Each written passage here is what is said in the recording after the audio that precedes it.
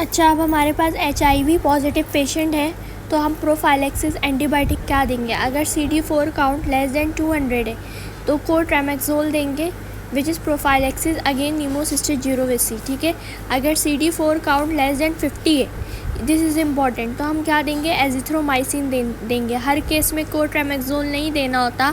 ठीक है, CD4 count को देखकर आपने मेडिकेशन देनी होती है। इसमें एजिथ्रोमाइसिन देंगे which is prophylactic against Mycobacterium avium.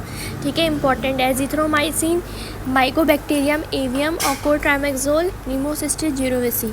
अगर हमारे पास हिस्ट्री ऑफ स्मोकिंग हो, पेशेंट एडल्टी हो, क्रॉनिक कफ के साथ हो, तो वेट लॉस और हिमोप्टाइसिस हो, तो सस्पेक्ट लंग कैंसर। ठीक है, इनिशियल इन्वेस्टिगेशन क्या होगा? Chest x ray. To confirm the diagnosis we have bronchoscopy.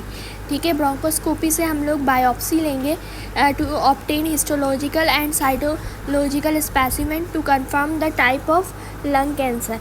फिर clinical features for life threatening asthma, ये पहले भी डिस्कस किया था कि altered mental status with drowsiness होगा, साइलेंट चेस्ट होगा, पुअर रिस्पायरेटरी इफर्ट है, एग्जॉस्शन है, साइनोसिस है, arrhythmia, hypotension, peak expiratory flow rate less than 33%, oxygen saturation जो है वो less then 92%, partial oxygen less than 8 kPa और partial carbon dioxide is normal. ठीक है, 4.6 से 6 kPa के दरमियान होगी। अब other important topic which is pulmonary embolism, very important. Low molecular weight heparin, जिसमें इनॉक्सापेरिन आता है, is ideally commenced post operatively as a prophylaxis to prevent DVT and pulmonary embolism. ठीक है, लो मॉलिकुलर वेट हेपेरिन हम देते हैं post operatively, जिसमें enoxaparin आता है। ठीक है, आइडियली यूज़ किया जाता है। अगर पोस्ट ऑपरेटिव पेशेंट को चेस्ट पेन और डिस्निया डेवलप हो जाती है, plus minus features of embolism जैसे टैकीकार्डिया, टैकीपीनिया और हिमोप्टाइसिस आ रही है, तो हमें क्या करना होगा? Increase the dose from a prophylaxis treatment dose. ठीक है, ये जो है ना, ये पहले तक था। अब हमारे पास क्या हो गया है कि इफ़ डॉग एपिक्साबेन या rivaroxaban are within the options and the patient is not pregnant, pick them as they have become first line in 2024 venous thromboembolism.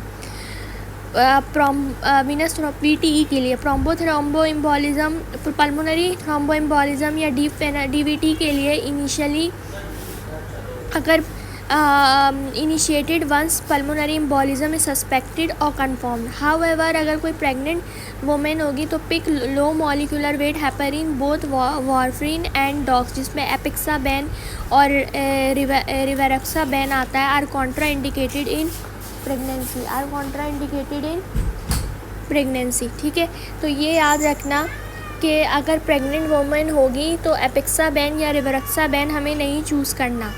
ठीक है, लेकिन अगर हमारे पास पेशेंट प्रेग्नेंट नहीं है, ठीक है, और पोस्ट ऑपरेटिवली पेशेंट प्रेजेंट किया है, तो आपने लो मॉलिकुलर वेट हेपेरिन आप दे सकते हो, जिसमें इनॉक्सापेरिन आता है, एपिक्साबेन या रिवेरोक्साबेन आप दे सकते हो। ठीक है, अब नोट दैट अगर if the patient is vitally stable, the CT pulmonary angiogram can be done as out patient.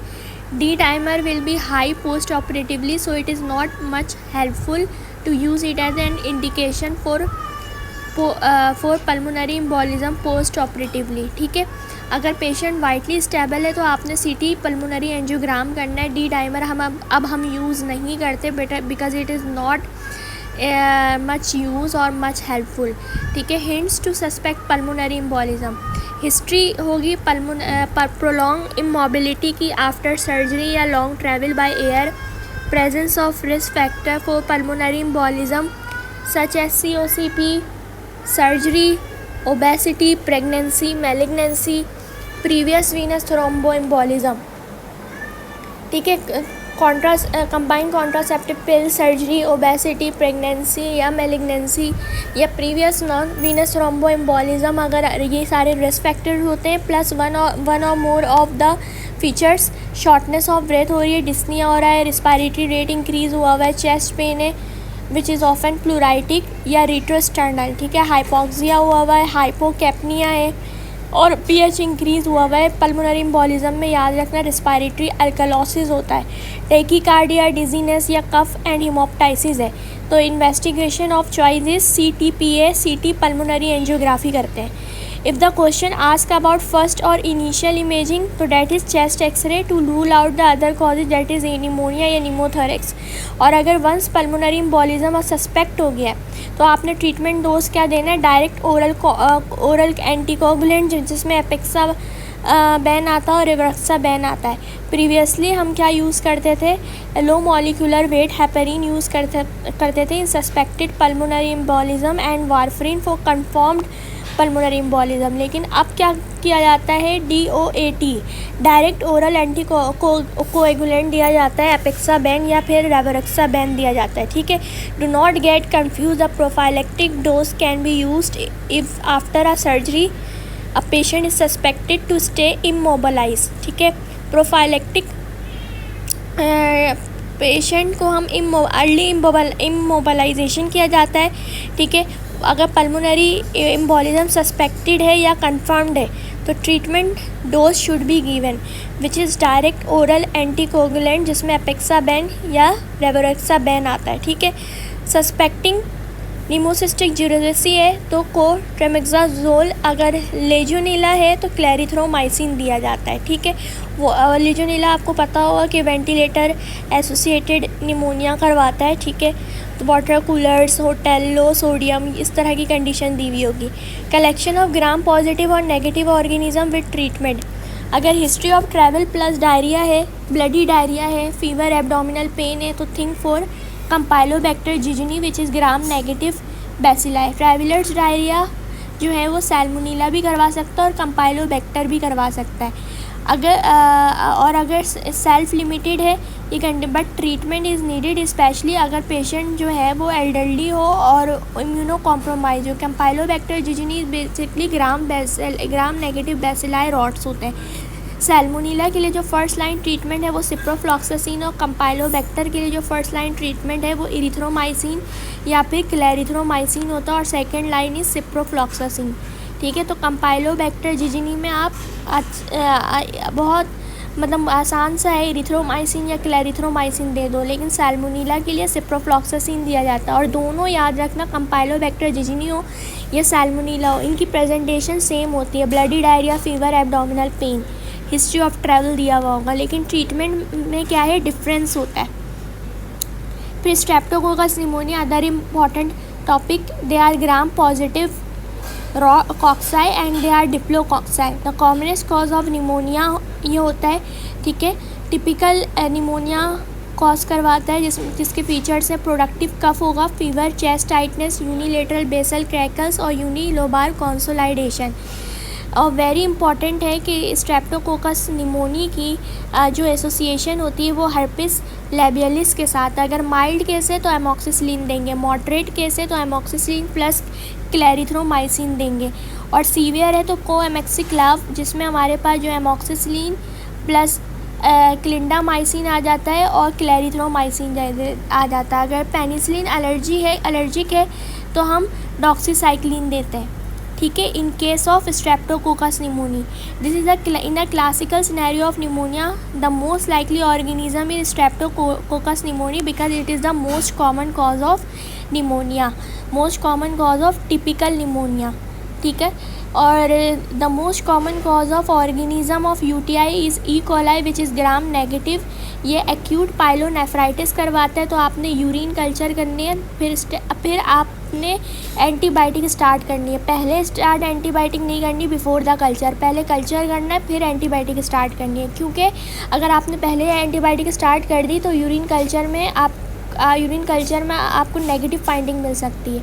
ठीक है, अपर यूटीआई है तो उसमें सिप्रोफ्लॉक्सासिन या कोएमेक्सिक्लाव यूज़ किया जाता है। ठीक है, और अगर लोअर यूटीआई है तो उसमें ट्राइमिथोप्रिम या नाइट्रोफुरेंटाइन यूज़ किया जाता है। तो you should remember lower UTI में लो लेटर्स आ रहे हैं। ठीक है, ट्राइमिथोप्रिम और नाइट्रोफुरेंटाइन, और अपर यूटीआई में सिप्रोफ्लॉक्सासिन या कोएमेक्सिक्लाव हम यूज़ करते हैं E for the E coli. ठीक है, और अगर campylobacter means curve bacilli which is gram negative, ठीक है, तो ये हमें स्टूल कल्चर पे नज़र आता है।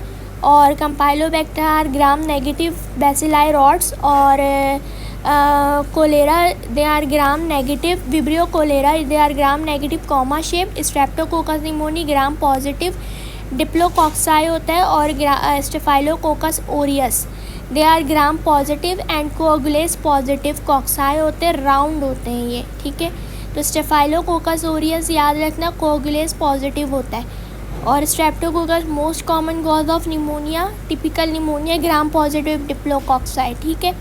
रिमेंबर हॉर्नर सिंड्रोम में क्या होता है, यूनिलेटरल टॉसिस होती है, मायोसिस होता है, और एनहाइड्रोसिस होता है, और compression of the ipsilateral of sympathetic chain, मतलब के example in Pancoast syndrome, Pancoast tumour, ठीक है।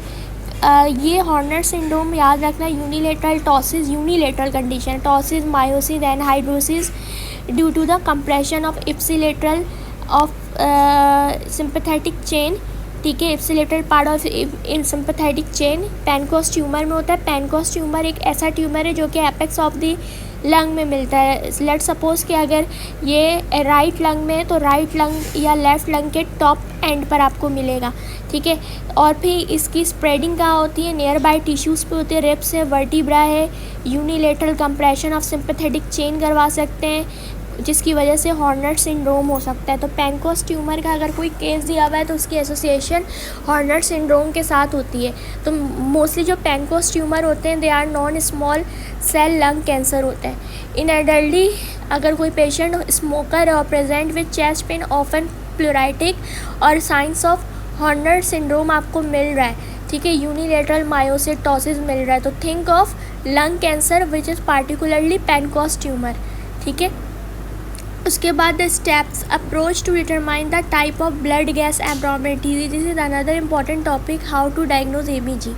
अगर पेशेंट एसिडेमिक है, मतलब pH लेस देन 7.35 है, या फिर अल्केलेमिक है, pH ग्रेटर देन 7.45 है, ये वैल्यू हम कैसे बता रहे हैं कि नॉर्मल जो ब्लड pH होता है वो 7.35 से 7.45 के दरमियान होता है, ठीक है। तो जाहिर है अगर 7.35 से कम होगा pH तो एसिडिक कंडीशन है, और अगर 7.45 से ज़्यादा है तो अल्कली की कंडीशन है, ठीक है।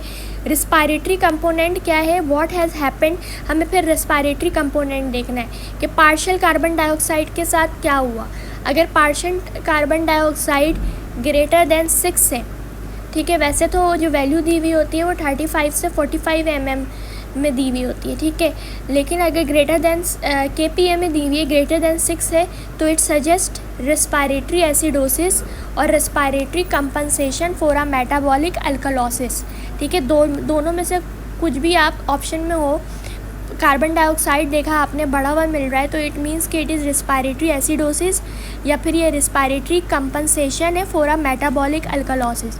अगर pH less than partial carbon dioxide less than 4.7 है तो इट सजेस्ट रेस्पायरेटरी अल्कलोसिस, ठीक है, और respiratory compensation for a metabolic acidosis, ठीक है, अपोजिट है ये। अल्कलोसिस मेटाबॉलिक के अपोजिट होता है, रेस्पायरेटरी अल्कलोसिस मेटाबॉलिक कंडीशन से अपोजिट होता है। इफ़ रेस्पायरेटरी एसिडोसिस हो रही है तो it will compensate metabolic alkalosis, और अगर रेस्पायरेटरी अल्कलोसिस हो रहा है तो it will compensate metabolic acidosis. फिर देन आपको थर्ड पे क्या देखना है, मेटाबॉलिक कंपोनेंट देखना है कि what has happened to bicarbonate level, ठीक है। अगर बाइकार्बोनेट जो है वो less than 22 millimole per litre है तो it is suggest a metabolic acidosis और renal compensation for a respiratory alkalosis. देखो बाइकार्बोनेट को जो है ना वो हम बेस कंसीडर करते हैं, ठीक है। तो बाइकार्बोनेट का लेवल अगर आपको कम मिल रहा है तो इसका मतलब है कि ये रिनाल कंपनसेशन है फॉर अ रेस्पायरेटरी अल्कलोसिस, ठीक है। और अगर बाइकार्बोनेट का level greater than 26 millimole per litre मिल रहा है, ठीक है, तो it suggest a metabolic alkalosis which is a renal compensation for respiratory acidosis, ठीक है। अगर रेस्पायरेटरी एसिडोसिस हुई हुई है तो जाहिर सी बात है आपको बेस को बढ़ाना होगा, तो बाइकार्बोनेट का लेवल तुम्हें बढ़ा हुआ मिलेगा, ठीक है। अगर रेस्पायरेटरी अल्कलोसिस हुई हुई है तो जाहिर सी बात है तुम्हें बाइकार्बोनेट बेस है, ठीक है, उससे कम करने की ज़रूरत है। आई थिंक कि you guys have now clear कि सिंपली आपको क्या करना है, अगर कभी भी आपको इस तरह का कोई केस दे ABGs में, आपको मेजर करना है तो आपको pH देखना है, ठीक है, आइदर वो एसिडिक है या बेसिक है। देन आपको पार्शियल कार्बन डाइऑक्साइड की वैल्यू अगर दी हुई है तो वो देखना है कि कितनी मिल रही है। नॉर्मल वैल्यू आप kPa में भी याद रखो और नॉर्मल वैल्यू आप जो है वो 35 से 45 वाली जो वैल्यू है मिलीमोल में, ठीक है, वो भी याद रखो। और बाइकार्बोनेट की वैल्यू इसी में दी हुई होती है, 22 मिलीमोल पर लीटर से कम आ रही है तो इट इज़ मेटाबॉलिक एसिडोसिस, ज़्यादा आ रही है तो मेटाबॉलिक अल्कोलोसिस, ठीक है। तो और उसके बाद आपके पास एक केस दिया हुआ है कि pH है 7.17, नॉर्मल कितना होता है 7.35 से 7.45, तो हमें यहाँ पे pH क्या मिल रहा है, कम मिल रहा है, तो इट मीन्स कि pH तो एसिडिक है।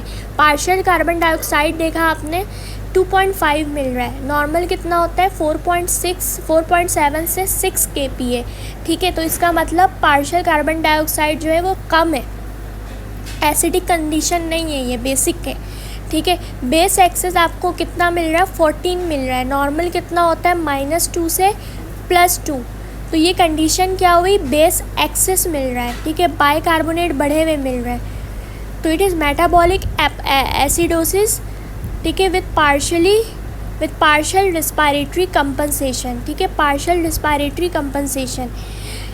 पार्शियल कार्बन डाइऑक्साइड आपको यहाँ पर कम मिल रहा है, ठीक है, और बेस एक्सेस ज़्यादा मिल रहा है, तो यहाँ पर आपने क्या देखा, आपने कैसे बताया कि ये मेटाबॉलिक एसिडोसिस है, क्योंकि pH को आपने देख लिया, ठीक है। बेस आपको ज़्यादा मिल रहा है, pH आपको कम मिल रहा है, ठीक है, तो it is metabolic acidosis. As the pH is less than, अब यहाँ पे इसकी एक्सप्लेनेशन दी हुई है, pH जो है वो less then 7.35, it is definitely acidosis. Partial carbon dioxide is low. This is a compensation by the lungs that they try to breathe quickly to get rid of the carbon dioxide to buffer the acidity, ठीक है। The patient might present with tachypnea or shortness of breath, और base excess is very low, that is metabolic acidosis, ठीक है। Base कम हुआ है,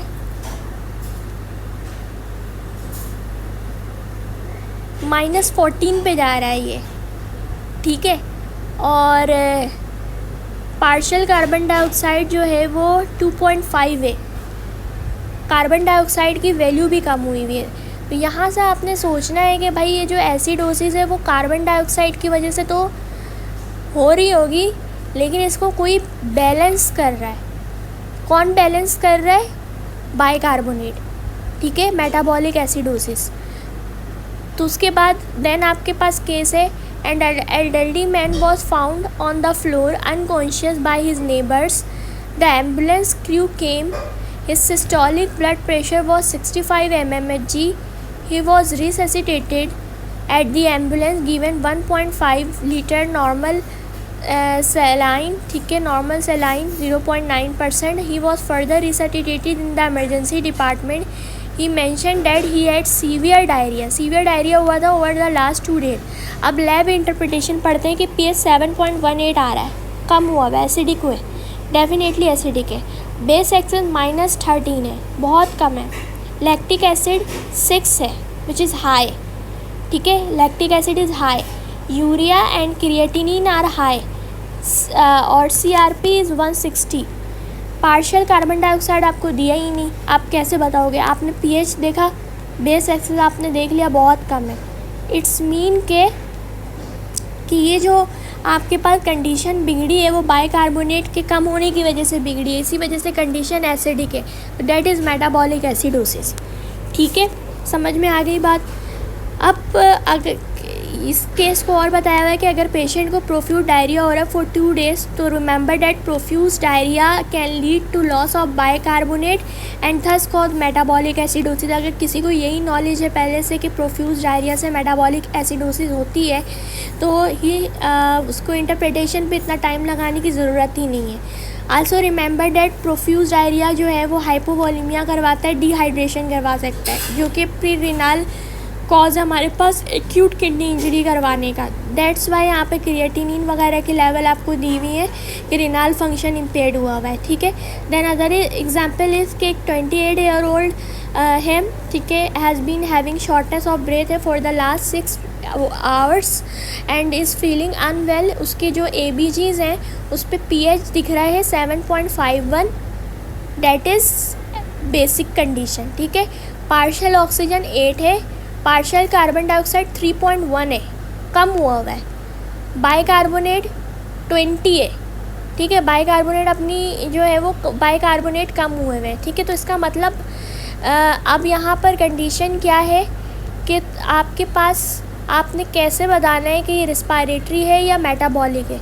तो देखो pH देख लिया तुमने डिसाइड कर लिया कि भाई ये अल्कलोसिस कंडीशन है। फिर तुम्हें पार्शियल कार्बन डाइऑक्साइड को देखना है, ठीक है, वो कितना आ रहा है, 3.1 आ रहा है, कम आ रहा है, अल्कलोसिस है। बाइकार्बोनेट कितना है, 20 है, इतना ज़्यादा नहीं बढ़ा हुआ ना, बाइकार्बोनेट आपके पास कम हुए हैं, तो डेट इज़ रिस्पायरेटरी अल्कलोसिस। जो अल्कलोसिस हो रही है वो किसकी वजह से हो रही है, रिस्पायरेटरी अल्कलोसिस। मैंने बताया था कि अगर आपको ये डिसाइड करना है कि ये मेटाबॉलिक है या फिर एसिडोसिस कंडीशन, वो रिस्पायरेटरी कंडीशन है, आप जो हो ना वो डायरेक्ट क्या देख लो कि कौन जो है वो ज़्यादा कम हुआ हुआ है या कौन जो है वो ज़्यादा बढ़ा हुआ है, आइदर पार्शियल कार्बन डाइऑक्साइड या फिर बाइकार्बोनेट, ठीक है। और pH कितना है, 7.51, और पेशेंट के सिम्टम्स की तरफ देख लो तो आपने फ़ौरन से डिसाइड कर लिया कि रिस्पायरेटरी अल्कलोसिस है, बिकॉज शॉर्टनेस ऑफ ब्रेथ है, रिस्पायरेटरी रेट इंक्रीज़ हुई है to get rid of carbon dioxide which is an acid. तो इसकी वजह से क्या हो रहा है, रिस्पायरेटरी अल्कलोसिस हो रही है। Note that respiratory alkalosis can also be seen in pulmonary embolism and panic attack, ठीक है। The associated decrease in partial oxygen hypoxia, partial oxygen इसलिए दिया हुआ है 8 मिल रहा है, तो सजेस्ट पल्मोनरी एम्बोलिज्म हाइपोक्सिया हुआ है, ठीक है। तो रिस्पायरेटरी एसिडोसिस किस में होती है, एस्थमा में होता है, COPD में होता है, ठीक है। हम वैल्यू की तरफ नहीं जा रहे। रिस्पायरेटरी अल्कलोसिस किस में होता है, पल्मोनरी एम्बोलिज्म और पैनिक अटैक में होता है, ठीक है।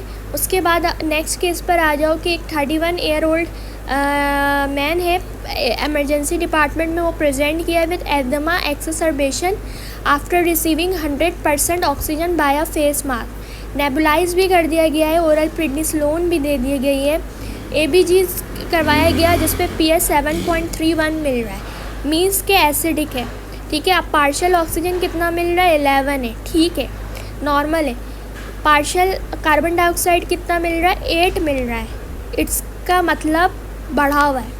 बाइकार्बोनेट कितना मिल रहा है, 30 मिल रहा है। तो based on the ABG's finding what is the most likely diagnosis, this is the case of respiratory acidosis, ठीक है। pH कम है, पार्शियल कार्बन डाइऑक्साइड भी बढ़ा हुआ है, इसको मैनेज करने वाला कोई नहीं है, ठीक है। तो that is the case of respiratory acidosis. समझ में आ गई बात।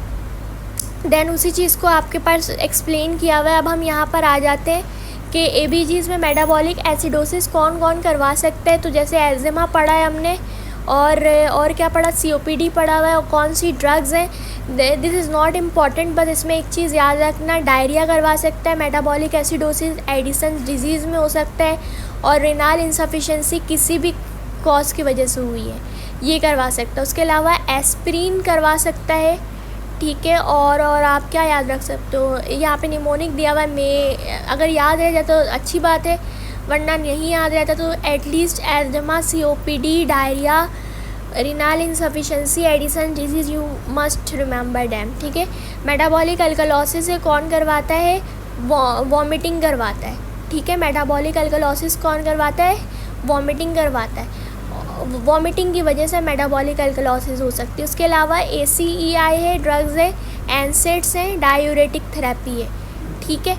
अच्छा, हाइपोवॉलीमिया, हाइपोकलीमिया की कंडीशन है, सेकेंडरी हाइपोपैराथायरॉयडिज्म है। 3 हाइपो कंडीशन है, हाइपोवॉलीमिया, हाइपोकलीमिया, सेकेंडरी हाइपोपैराथायरॉयडिज्म। वॉमिटिंग है जो मेटाबॉलिक अल्कलोसिस करवाती है, ठीक है। और ड्रग्स में ACEI बहुत कॉमनली यूज ड्रग्स हैं, एनसेड्स हैं और डायूरेटिक्स हैं। रिस्पायरेटरी एसिडोसिस कौन करवाता है? देखो, any cause of air way obstruction, चाहे वो आपके पास लो रिस्पायरेटरी रेट हो, जिसमें जैसे और कोई ड्रग्स होती हैं, बेंजोडाइजिपिन, ऑर्गेनोफॉस्फेट है, COPD है, एस्थमा है, नीमोथोरैक्स है, हीमोथोरासाइटिस है, ठीक है। अगर या पेशेंट आपके पास वेंटिलेशन पर है तो वो क्या डेवलप कर लेता है? Respiratory acidosis, increase the ventilation to wash out the carbon dioxide, ठीक है। रिस्पायरेटरी अल्कलोसिस की कंडीशन कौन करवाता है? पल्मोनरी एम्बोलिज्म करवाता है। रिस्पायरेटरी अल्कलोसिस हमेशा जो है ना वो हाइपर वेंटिलेशन के साथ प्रेजेंट कर, any cause of hyper ventilation, just like pulmonary embolism है, पैनिक अटैक है, एस्प्रीन है। अर्ली स्टेज पर एस्प्रीन क्या करवाता है? रिस्पायरेटरी अल्कलोसिस करवाता है। और लेट स्टेज पर क्या करवाता है? मेटाबॉलिक एसिडोसिस करवाता है। तो ये देखो, अल्कलोसिस से ये मेटाबॉलिक एसिडोसिस पर लेकर जा सकता है एस्प्रीन, ठीक है। मैकेनिकल वेंटिलेशन या रैपिड वेंटिलेशन पर आपने उसको रखा हुआ है, ठीक है। समझ में आ रही है बात?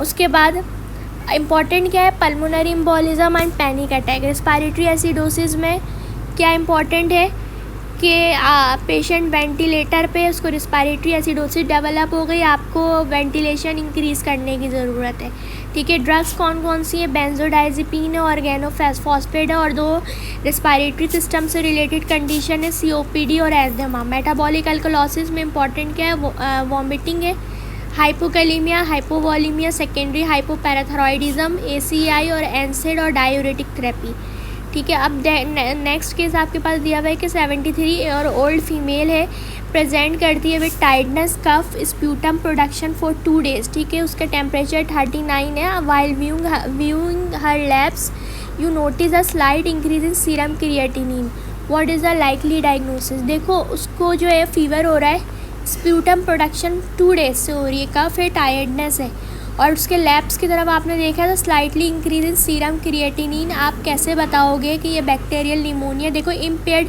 रिनाल फंक्शन इज़ इररिलेवेंट हेयर, हमारे इससे कोई लेना देना नहीं है। कफ है, स्प्यूटम में, फीवर है, इन वेरी ओल्ड एज या very young age, think of pneumonia, ठीक है। देन अनदर केस है, कफ है, शॉर्टनेस ऑफ ब्रेथ है, स्पायरोमेट्री पर क्या शो हो रहा है? FeV1 to FVC ratio less than 0.7 है, डेट इज़ ऑब्स्ट्रक्टिव कॉज, एजेमा हो सकता है या COPD हो सकता है। आप डिफ्रेंशिएट कैसे करोगे? ब्रोंकोडायलेटर देने पर। अगर ब्रोंकोडायलेटर देने पर ये रेशियो बढ़ जाता है, 0.7 से इंक्रीज हो जाता है, डेट इज़ एजेमा। अगर नहीं होता है, कम रहता है, तो डेट इज़ COPD, ठीक है। अगर FeV1 और FVC रेशियो जो है वो इनिशियली क्वेश्चन में दिया हुआ है कि 0.7 से ज़्यादा है, इसका मतलब कि आपके पास ये रेस्ट्रिक्टिव कॉज है। तो मोस्ट कॉमनली क्या हो सकता है? पल्मोनरी फाइब्रोसिस हो सकता है। रेस्ट्रिक्टिव में FeV1 to FVC ratio greater than 70% या ग्रेटर देन 0.7 मिलता है, ठीक है। और ऑब्स्ट्रक्टिव में FeV1 to FVC रेशो जो है वो लेस देन 0.7 मिलता है। फीचर्स क्या होते हैं पल्मोनरी फाइब्रोसिस के? प्रोग्रेसिव एक्सर्शनल डिस्निया होगा, bibasal fine end inspiratory crepitations on auscultation, that is important. Dry cough होगा, क्लबिंग होगी। That pulmonary fibrosis restrictive disease है, तो आप कैसे पहचानोगे? Bibasilar fine end inspiratory crepitations और ऑस्कल्टेशन। और हिंट टुवर्ड्स पल्मोनरी फाइब्रोसिस आपके पास क्वेश्चन में हो सकता है कि वर्किंग इन कोल माइंस, ठीक है। ये सारी जो डिजीज़ है वो रेस्ट्रिक्टिव के हैं, ठीक है। स्पायरोमेट्री में क्लासिकली आपको रेस्ट्रिक्टिव पैटर्न मिलेगा। FeV1 to FVC ratio increase मिलेगा। क्यों इंक्रीज़ मिलेगा? क्योंकि FeV1 आपके पास नॉर्मल भी हो सकता है, डिक्रीज़ भी हो सकता है, लेकिन FVC जो है वो डिक्रीज़ हुआ होगा, तभी FeV1 का रेशियो आपके पास FeV1 to FVC रेशियो ज़्यादा आ रहा है। फिर एंटीसिपेटरी मेडिकेशंस क्या होती हैं? देखो, every single word is important. They are just in case medication that are allowed to be given to a patient doing his या her last days in life. सारी अगर कोई पेशेंट आपके पास जो है वो अपनी लास्ट स्टेज ऑफ लाइफ में है, तो आपने उसको कौन सी मेडिकेशन देनी है? हर मेडिकेशन आप जो है वो सबकुटेनियसली देते हो, ठीक है, सबकुटेनियसली देते हो। जैसे अगर पेन या ब्रीथलेसनेस है सबकुटेनियस मॉर्फिन दे दो, नोज़िया वॉमिटिंग है सबकुटेनियस हेलोपेरिडोल दे दो, एंजाइटी डेलीरियम और एजिटेशन हो रही है सबकुटेनियस मिडाजोलाम दे दो, नॉइजी रेस्पिरेटरी एक्सक्रीशन है तो सबकुटेनियसली हायोस्किन और ब्यूटाइल ब्रोमाइड दे दो। तो इम्पॉर्टेंट हमारे लिए क्या है for the final year level के at the end of last stage of any patient, ठीक है, हम सबकुटेनियस मेडिकेशन देते हैं, ठीक है, ताकि जो है वो making the death more comfortable. और पेन एंड ब्रीथलेसनेस के लिए मॉर्फिन दिया जाता है सबकुटेनियस, नोज़िया और वॉमिटिंग के लिए सबकुटेनियसली हेलोपेरिडोल दिया जाता है, एंजाइटी डेलीरियम और एजिटेशन के लिए सबकुटेनियसली मिडाजोलाम दिया जाता है, ठीक है।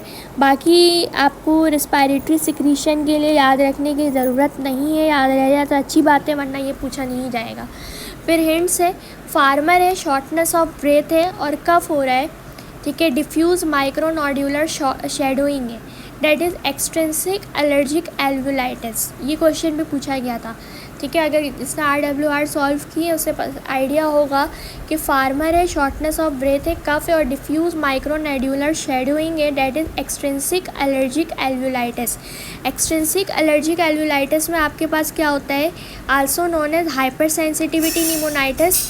ये variety of hypersensitivity reaction से होता है, मतलब उसकी वजह से लंग डैमेज होगा due to variety of inhaled organic particle. अगर bird fanciers lung avian proteins की वजह से होता है, farmer's lung spores of Saccharopolyspora rectivirgula, formally इसको हम माइक्रो पॉलीस्पोरा फैनी कहते थे। माल्ड वर्कर्स लंग है, एस्परगिलस क्लेवेटस है। मशरूम वर्कर्स है तो लंग है तो थर्मोफिलिक एक्टिनोमाइसिट्स है, ठीक है। प्रेजेंटेशन क्या होगी, acute occur 4 to 8 hours after exposure, बिल्कुल एक्यूट प्रेजेंटेशन होगी। Shortness of breath, dry cough fever या क्रॉनिक भी हो सकती है। चेस्ट एक्सरे पर अपर और मिड जोन फाइब्रोज नज़र आएगा, that is diffuse micronodular interstitial shadowing. Bronchoalveolar lavage पर क्योंकि हाइपर सेंसिटिविटी रिएक्शन है तो लिम्फोसाइटोसिस नज़र आएगा। ब्लड में कोई ईजिनोफीलिया नज़र नहीं आएगा, ठीक है। लंग कैंसर है, paraneoplastic syndrome feature. Small cell lung cancer है, सियार्ड करवा सकता है। स्मॉल सेल लंग कैंसर क्या क्या करवा सकता है वो याद रखना, सियार्ड करवा सकता है, ACTH करवा सकता है, ठीक है, जिसकी वजह से आपको वही सारे कशिंग वाले सिम्टम आएंगे। Hypertension, hyperglycaemia, hypokalaemia, alkalosis and muscle weakness are more common than बुफालो हम, ठीक है। लैम्बर्ट ईटन सिंड्रोम है, the same presentation as myasthenia gravis but with the following differences कि लैम्बर्ट ईटन और सिंड्रोम की जो प्रेजेंटेशन है वो बिल्कुल माइस्थीनिया ग्रेविस की तरह ही होती है, लेकिन या एक और चीज़ याद रखना कि लैम्बर्ट ईटन सिंड्रोम की जो एसोसिएशन है वो स्मॉल सेल लंग कैंसर के साथ है, ठीक है। और हमें जो डिफरेंस मिलेगा वो लैम्बर्ट ईटन सिंड्रोम में क्या मिलेगा कि रिफ्लेक्सेस एब्सेंट होते हैं एंड इलिसिटेड आफ्टर एक्सरसाइज और इंक्रीज स्ट्रेंथ या power of the weakened muscle after repeated test, जबकि माइस्थीनिया ग्रेविस में सारी जो प्रेजेंटेशन होती है वो जैसे आपके पास टॉसिस होगा, एक्स्ट्रा ऑक्यूलर चेंजेस होगी, डिस्फेजिया होगा, ये सारी चीज़ें दी हुई होंगी, लेकिन मेंशन किया हुआ होगा कि पेशेंट का नॉर्मल रिफ्लेक्स अगर, लेकिन मेंशन कर दे कि रिफ्लेक्स एब्सेंट है तो that is Lambert Eaton syndrome, ठीक है, जिसकी एसोसिएशन स्मॉल सेल कैंसर के साथ होता है। और जो माइस्थीनिया ग्रेविस है उसकी जो एसोसिएशन होती है वो आपके पास जो है थाइमस ग्लैंड के साथ होती है, ठीक है।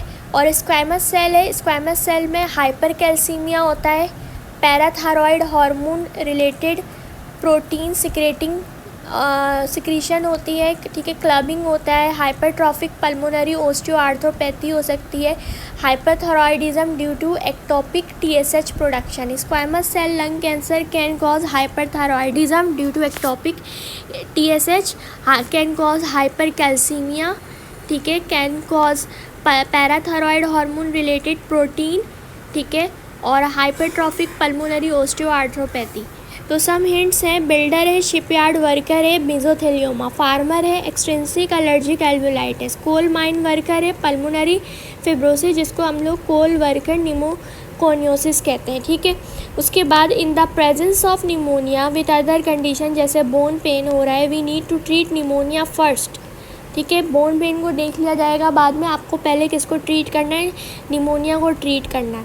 और remember the drugs in asthma we should avoid, that is ban beta blockers, aspirin or NSAID. The most appropriate analgesic is paracetamol. In this condition अगर आप बोन पेन को ठीक करना चाहते हो तो पैरासीटामोल इनिशियल थेरेपी होती है, NSAID वगैरह पे मत चले जाना पहले, ठीक है। अब women had undergone hip replacement surgery, अच्छा ये क्वेश्चन भी आया हुआ था AQH के पास पेपर में, ठीक है। Had undergone hip replacement surgery while in hospital she develop shortness of breath, tachycardia and chest pain. आप देख रहे हो पहले इसकी ऑर्थोपेडिक सर्जरी की हिस्ट्री दी हुई है और हॉस्पिटल में वो क्या डेवलप कर लिए, शॉर्टनेस ऑफ ब्रेथ हो रहा है, टैकीकार्डिया और चेस्ट पेन हो रहा है। The likely diagnosis pulmonary embolism, जिसकी इन्वेस्टिगेशन ऑफ चॉइस क्या होती है, CT पल्मोनरी एंजियोग्राम। और अगर आप पल्मोनरी एम्बोलिज्म सस्पेक्ट कर रहे हो या कंफर्म कर रहे हो, आपने रिवारोक्साबेन और एपेक्साबेन देना है। This is the new nice update, ठीक है, नाइस गाइडलाइन की ये अपडेट है कि जो हम अब VTE में देते हैं। अगर पेशेंट पल्मोनरी एम्बोलिज्म की और प्रेग्नेंट है, ठीक है, तो उसमें हम लो मॉलिकुलर वेट हेपेरिन दिया जाता है। बोथ वारफरीन एंड रिवारोक्साबेन और apixaban are contraindicated during the pregnancy, ठीक है। एक COPD का पेशेंट है, प्रेजेंट करता है with FEV1 less than 30%, predicted oxygen saturation less than और equal to 92% on room air. तो this is the acute exacerbation of COPD। हमें क्या करना है, long term oxygen therapy assess करनी है, ठीक है। Then the other cases, a patient with sudden onset of breathlessness, previous history of panic attack है, ABGs पे रिस्पायरेटरी अल्कोलोसिस आ रहा है with hypoxia. What is the likely diagnosis.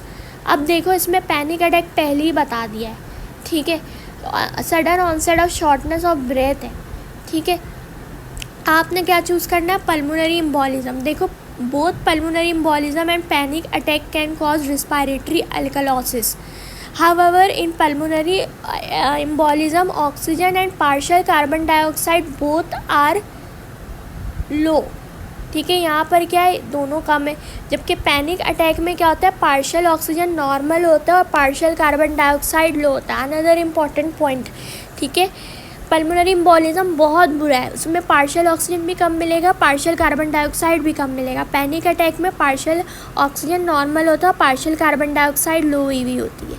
और अगर किसी को एस्प्रिन टॉक्सिसिटी है, उसमें भी रिस्पायरेटरी अल्कोलोसिस हो सकती है अर्ली स्टेज पर।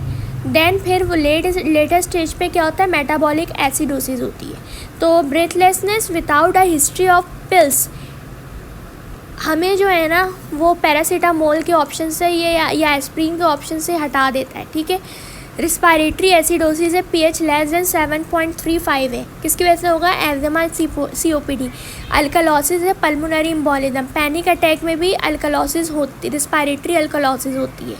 अल्कलोसिस हम किसको कहते हैं, अगर pH ग्रेटर देन 7.45 है, ठीक है। देन अनदर केस आपके पास क्लियरिफिकेशन के लिए दिया हुआ है कि 28 ईयर ओल्ड है, has been having shortness of breath for the last 16 hours and is feeling unwell। ABGs को देखो, pH 7.51 मिल रहा है, that is alkalosis. Partial oxygen 8 मिल रहा है, कम हुआ हुआ है। पार्शियल कार्बन डाइऑक्साइड 3.1 है, ठीक है। नॉर्मल पार्शियल कार्बन डाइऑक्साइड भी कम हुई हुई है, ठीक है। बाइकार्बोनेट 20 है, that is the case of respiratory alkalosis. और रिस्पायरेटरी अल्कलोसिस क्यों हुई हुई है, ड्यू टू हो सकता है पल्मोनरी एम्बोलिज्म हो। तो याद रखना, पल्मोनरी एम्बोलिज्म में ऑक्सीजन और कार्बन डाइऑक्साइड दोनों कम हुआ हुआ होता है, ठीक है। जबकि पैनिक अटैक में ऑक्सीजन नॉर्मल होता है, कार्बन डाइऑक्साइड कम हुआ हुआ होता है। उसके बाद what is the likely blood gas results in patient with asthma, पता होना चाहिए। रिस्पायरेटरी एसिडोसिस करवाता है, एस्थमा और COPD हमने ये पढ़ लिया है, ठीक है। उसके बाद next cases, After removing a chest drain, 40-year-old man developed tachypnea, desaturation, distended neck vein, hypotension, decreased air on the right side. That is suspected traumatic pneumothorax because the patient receive a chest drain which can cause tension pneumothorax. ठीक है, तो initial management क्या होगी? Needle decompression. हम large bore cannula insert करेंगे in the second intercostal space in the mid clavicular line on the affected side. ठीक है, उसके बाद नेक्स्ट केस है 32-year-old वोमेन है जो स्मोकर है और कंप्लेन ऑफ हिस्ट्री ऑफ विजीज है, shortness of Brescia, the history of eczema. Spirometry done and show FE1 to FEC ratio less than 0.7 और इम्प्रूवमेंट हो जाती है after giving bronchodilator. The likely causes asthma. अगर ये सारी चीज़ें बहुत ध्यान से पढ़ी तो देखो, एक एटोपी की हिस्ट्री है, देन इम्प्रूवमेंट की हिस्ट्री है आफ्टर गिविंग ब्रोंकोडायलेटर. ठीक है, तो और विजीज और शॉर्टनेस ऑफ ब्रेथ आ रहा है तो डैट इज़ एज़मा. ठीक है, और एक पोस्ट ऑपरेटिव पेशेंट है on low molecular weight, heparin on hospital, develop कर जाता है chest pain, dyspnoea, tachycardia, shortness of breath. आपने क्या करना है? लाइकली है कि उसको पल्मोनरी एम्बोलिज्म डेवलप हुई हुई हो, तो अगर वो लो मॉलिकुलर वेट हेपेरिन पे तो आपने उसका डोज इंक्रीज़ करना है और जल्दी से जो है वो सीटी पल्मोनरी एंजियोग्राम ऑर्डर करना है. ठीक है, और इम्पॉर्टेंट जो रिसेंट गाइडलाइन है उसमें हम अब डॉक्स यूज़ करते हैं रिवॉक्साबेन वगैरह. ठीक है, instead of low molecular heparin if the patient is not pregnant. ठीक है, DOAC direct oral anticoagulant treatment हम दे देंगे. The right answer if both DOAC and low molecular weight heparin are given in the option and the patient is not pregnant. ठीक है, और फिर 24-year-old है, प्रेजेंट करती है एक्यूट एज़मा एक्सरबेशन के साथ, ऑक्सीजन पहले दे दिया. अब क्या करना है? नेबुलाइज करना है सैल्ब्यूटामोल से. ठीक है, अब ये मैनेजमेंट हमने एडल्ट में पहले ही पढ़ लिया था. पहले ऑक्सीजन देना है, सैल्ब्यूटामोल देना है, कॉर्टिकोस्टेरॉइड देना है, आईवी हाइड्रोकॉर्टिसोन दे सकते हैं या ओरल प्रेडनिसोलोन दे सकते हैं. अगर सीवियर कंडीशन है, लाइफ थ्रेटनिंग, इम्प्रूव नहीं हुआ इन अपर 3 स्टेप्स है, तो आपने salbutamol nebulise with ipratropium bromide और then 5th step is single dose of magnesium sulphate. ठीक है, अगर पेशेंट इम्प्रूव कर जाता है तो सैल्ब्यूटामोल नेबुलाइज एवरी 4 आवर्ली देना है. पहले हर 15 मिनट पे बैक टू बैक दे रहे थे ना, अब 4 आवर्ली देना और प्रेडनिसोलोन जो है वो 4-5 डेज देना है. ठीक है, फिर अनदर केस है, एक यंग गर्ल है विद शॉर्टनेस ऑफ ब्रेथ, विजीज हो रही है, वॉर्सनिंग हो रही है, वॉर्सनिंग कफ है, हिस्ट्री ऑफ एक्जिमा है. द मोस्ट अप्रोप्रिएट, आपको यहाँ पर इतनी बार एक्जिमा पढ़ लिया, अब आप यहाँ पर बिल्कुल मुझे बताना भी नहीं चाहिए, आपके जहन में खुद आ जाएगा कि स्पायरोमेट्री विद ब्रोंकोडायलेटर रिवर्सल कर देगा इसको. ठीक है, क्योंकि ये एक्जिमा का केस है. आपको स्पायरोमेट्री के साथ कंफर्मेशन भी चाहिए कि एक्जिमा है या नहीं है, क्योंकि स्मोकिंग वगैरह कुछ मेंशन नहीं किया बट एटोपी मेंशन कर दिया है, तो वी आर सस्पेक्टिंग कि एक्जिमा ही हो सकता है. ठीक है, a smoker with chronic productive cough for 6 month, shortness of breath और वीज के साथ आया, डेट इज़ ब्रोंकाइटिस. अगर और COPD अगर bronchitis is not given in the option. ठीक है, अब अनदर केस है कि एक 29-year-old फीमेल है, प्रेजेंट करती है with sore throat. She has poorly control asthma. Her medication for asthma include beclomethasone, montelukast, salbutamol, salmeterol and aminophylline. और she develop white patch on the pharynx that dislodges easily, यानी oral candidiasis हो रही है. तो इसका जो sore throat का की वजह क्या है, कौन सी मेडिसिन है? That is ICS. ठीक है, inhale corticosteroid, that is beclomethasone. Among the commonest side effects of inhale corticosteroid हमारे पास क्या होता है? ओरल या फेरेंजियल कैंडिडाइसिस है, सोर थ्रोट है, ड्राई माउथ और थ्रोट हो सकता है. और साबा का कॉमन साइड इफ़ेक्ट क्या है? टैकीकार्डिया, पैल्पिटेशन, ट्रेमर्स और शेकी हैंड. ठीक है, शेकी हैंड याद रखना, ट्रेमर्स भी हो सकते हैं. COPD का पेशेंट है, प्रेजेंट करता है with FE1 less than 30% predicted, less than और equal to 92% on room air. हमें क्या करना है? COPD की एक्सरबेशन हो रही है तो ट्रीटमेंट क्या है? First line FS for long term oxygen therapy. ठीक है, अच्छा, अगर हमारे पास पोस्ट ऑपरेटिवली पेशेंट आया with chest pen, Disney and other features of pulmonary embolism, tachycardia, हमें क्या करना है? Low molecular dose shall be increased and CT angiography done करनी है। समझ में आ रही है?